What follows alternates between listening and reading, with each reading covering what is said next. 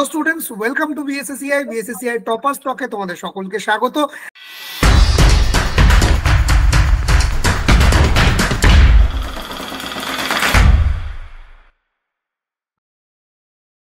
আজকে আমাদের সঙ্গে আছেন আরো একজন কৃতি ছাত্র, বিএসএসসিআই এর অনলাইন ব্যাচ থেকে নেটের পেপার 1 এবং পেপার 2 মাত্র 6 মাসের প্রিপারেশনে নেট পাস। আজকে আমরা পরিচয় করব সাহিলের সাথে।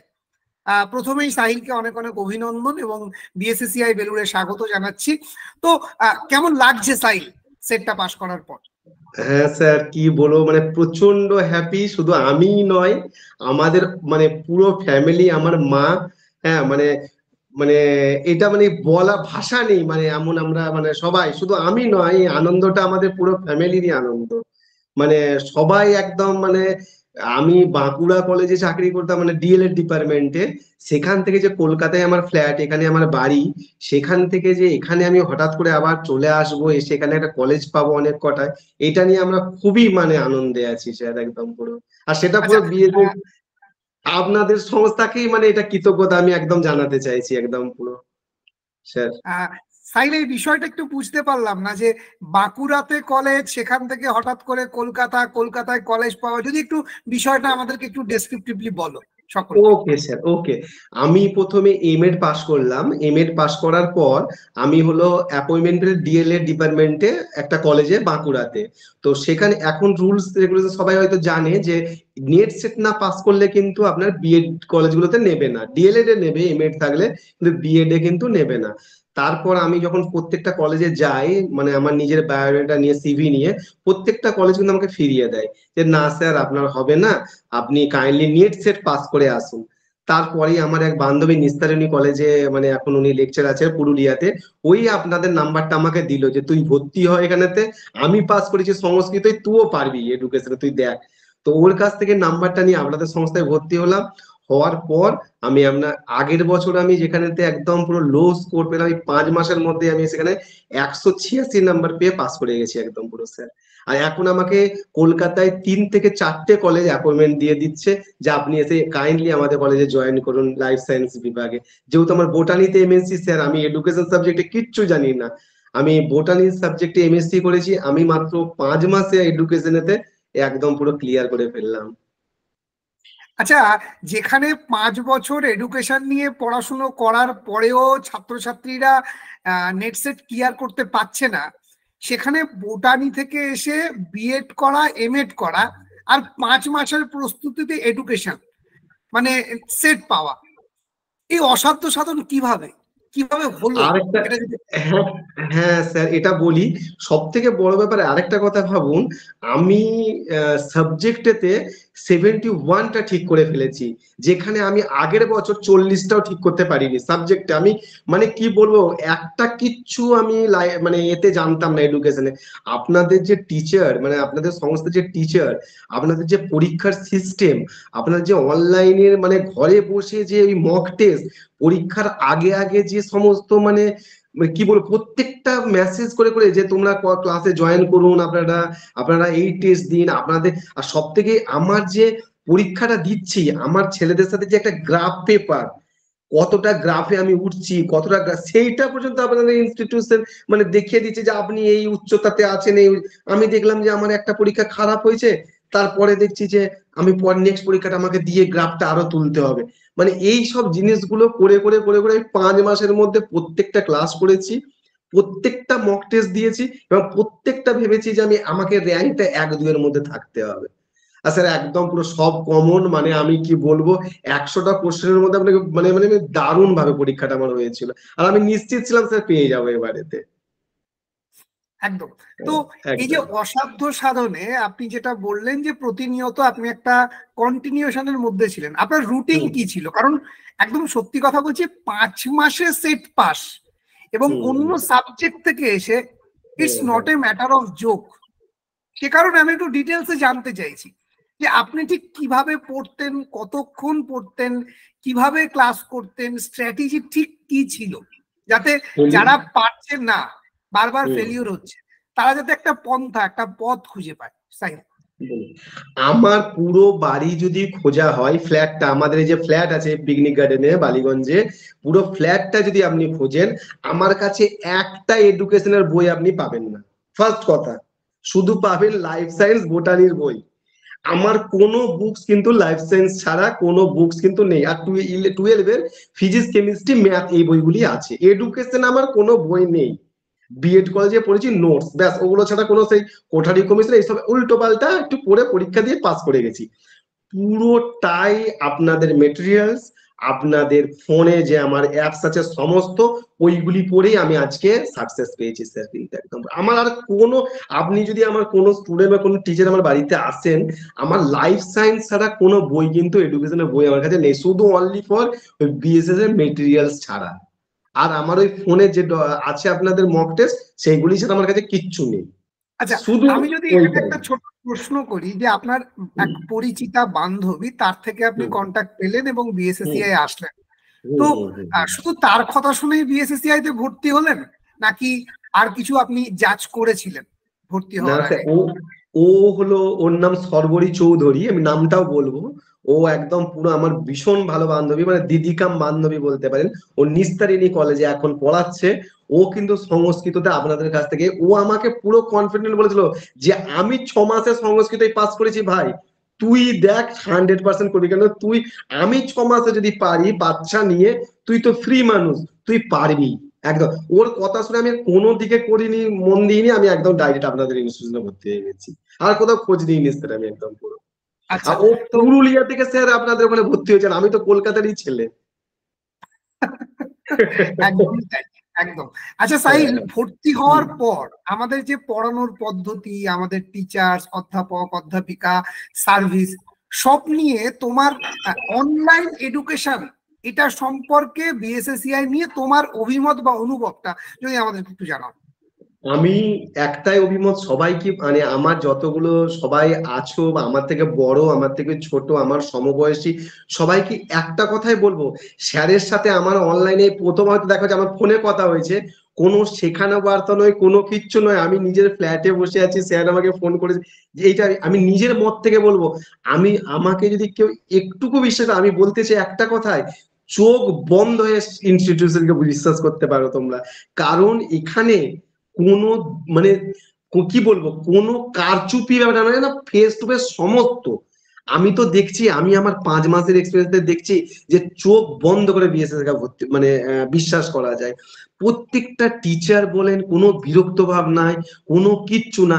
আমি অনেক ছেলে মেয়েকে দেখি যারা আর্টসে আছে, ফার্স্ট পেপারটা অঙ্ক বুঝতে মানে 10 বার স্যারকে জিজ্ঞাসা, আমি হয়তো সায়েন্সের বুঝতে পারছি, কিন্তু সেই মেয়েটা ছোট ছোট জিনিসগুলো বুঝতে পারছে না, বারবার স্যার, স্যার এটা কি করে হলো স্যার। আমি কিন্তু বুঝতে পারছি যে এইটা ভাবে হলো, কিন্তু সে বুঝতে পারছে না, কিন্তু তাকে স্যার হাতে ধরে ধরে প্রত্যেকটা জিনিস বোঝাচ্ছে। আমাদের প্রত্যেকটা লাইন, আমাদের যে এডুকেশনের স্যার ম্যাডাম ছিলেন, প্রত্যেকটা লাইন ধরে ধরে পড়াতেন। এই কি, যদি মনে হয় যে নেট সেট আমরা পাস করব আমাদের, তাহলে কিন্তু রেগুলার ক্লাসটা করতে হবে, টেস্ট গুলো কিন্তু স্যার দিতে হবে, প্রত্যেকটা টেস্ট কিন্তু দিতে হবে। আর প্রত্যেকটা ক্লাস, ভর্তি হয়ে সরে গেলে চলবে না। এখানে কিন্তু নিয়মিত ওনারা যেভাবে খাটছেন, আমাদেরকেও সেভাবে খাটতে হবে কিন্তু। একদম। আচ্ছা, আমাদের মানে টিচার যারা আছেন, যারা অধ্যাপক, অধ্যাপিকা বা শিক্ষক শিক্ষিকারা পড়াচ্ছেন, তাদের পড়ানোর কৌশল সম্পর্কে তোমার কি অভিমত, যদি একটু বলো। আমি বলি, আমিও একজন টিচার, আমি ডিএড কলেজে এতদিন পড়াচ্ছিলাম, এবার এমএড বিএড কলেজে পড়াবো, যেহেতু আমার সেটটা হয়ে গেছে। তো আমি একটা কথাই বলবো, আমি যেটা জানতাম না ওনাদের কাছ থেকে শিখেছি, অনেকটাই শিখেছি। মানে কিভাবে ধৈর্য একটা মানুষের, আমি একটুতেই হয়তো হাইপার হয়ে যায়, এই তুমি বুঝতে পারছো না, কেন বুঝতে পারবে না, এই যে এক, মানে আমি একজন টিচার, আমি পরীক্ষা দিয়েছি, মানে পড়াতে পড়াতে আমি অধৈর্য যাই, কিন্তু অনলাইনে যিনি ক্লাস করছেন, তার তেনার যে এতটাই ধৈর্য, ওই যে 250 জন 300 জন যে ফার্স্ট পেপারে অ্যাড হচ্ছে, বিভিন্ন মতামত বিভিন্নটাই, সেই যে ধৈর্য ধরে ওইভাবে পড়াচ্ছেন। আর স্যার আপনি যে এইভাবে এতটা কন্ট্রোল করে সুস্থ মাথায়, মানে সুস্থ মস্তিষ্কে, ঠান্ডা মস্তিষ্কে যে পরিচালনা করছেন, এটা মানে কি বলে, হ্যাটস অফ স্যার, মানে আপনারা বলেই পাচ্ছেন। আমাদের মতো মানুষ হলে কিন্তু সেটা পারবে না, আমাদের মতো মানুষ হলে কিন্তু, মানে কি বলে, ইম্পসিবল যেটা, মানে খুব ধৈর্য হলেই স্যার আপনারা এটা মানে আগিয়ে নিয়ে যাচ্ছেন। ঠাকুরকে ডাকি আরো আরো যেন এটা আগিয়ে যায়, পুরো আমাদের ওয়েস্ট বেঙ্গল যেন ছেয়ে যায় স্যার, সবাই যেন জানতে পারে যে এখানেতে এই একটা ভীষণ ভাবে চলছে নেট সেটের এই কোচিংটা। আচ্ছা, সাহিল, তুমি নিজেও যেহেতু শিক্ষকতার সঙ্গে যুক্ত, আজকে পশ্চিমবঙ্গের কোণে কোণে মানে কোচিং সেন্টার, প্রতিষ্ঠান বা অনলাইনে আজকে আমরা যদি ফেসবুক খুলি মুখ ঢেকে যাবে। এবং আমি শুধু একটুখানি জিজ্ঞাসা করব যে এই সমস্ত কিছুর মধ্যে বিএসএসিআই কি সেই রকম, নাকি তার থেকে আলাদা কিছু অনুভূতি তোমার আছে বিএসএসিআই এর প্রতি? থাকলে ঠিক কি? আমি বলবো যে অন্যান্য, দেখুন অন্যান্য অনেক কোচিং সেন্টারই আছে যেগুলো আপনার সামনে বলে আমি বলছি না, মানে কি বলবো, আর্টিফিশিয়াল তুলির রঙে নিজেদেরকে রঙিয়ে দিয়ে রাঙিয়ে দিয়ে নিজেদেরকে পরিস্ফুটিত করার চিন্তা করে, যার কোনো গন্ধ সুগন্ধ নেই। আমি বলতে চাই কিছু কিছু আছে যারা নিজেদের আর্টিফিশিয়ালি কালারফুল করে পরিস্ফুটিত করে অ্যাট্রাকশন করে, কিন্তু তারা বোঝে না যে মৌমাছি কিন্তু সেতে নাও যেতে পারে সেই ফুলের মধ্যে।